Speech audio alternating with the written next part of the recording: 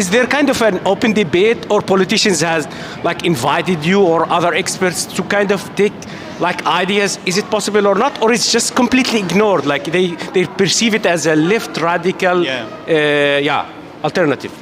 I think in Belgium right now, the only political party or political actor that is kind of considering is PVDA, who were considering it, I think, in the last election on the national level. So they were thinking of making trains also free, which I think is actually a very interesting idea as well. Although, okay, the magnitude, the scale, complications, very different. I think within the authorities in Brussels, but probably it's even much more radical. Yeah, I think it's more radical in Flanders.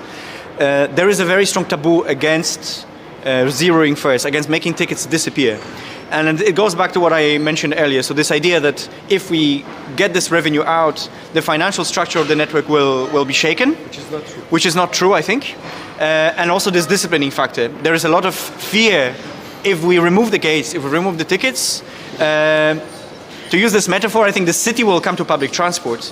If the city is diverse, if it's poor, if some people are indeed very vulnerable, they don't fit the paradigm of a middle-class consumer who always has a ticket, noise cancellation, headphones, the latest iPhone, and they work on the metro. I mean, some people do, but this is not Brussels. I mean, Brussels is also a person who doesn't know how to read, who doesn't have the papers, who unfortunately sleeps, sometimes rough in public space.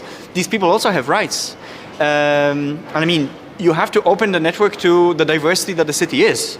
It's a public service, it's for everybody. The same that if you go to a hospital, you should also be, received. If you go to a library, everybody should be able to use it.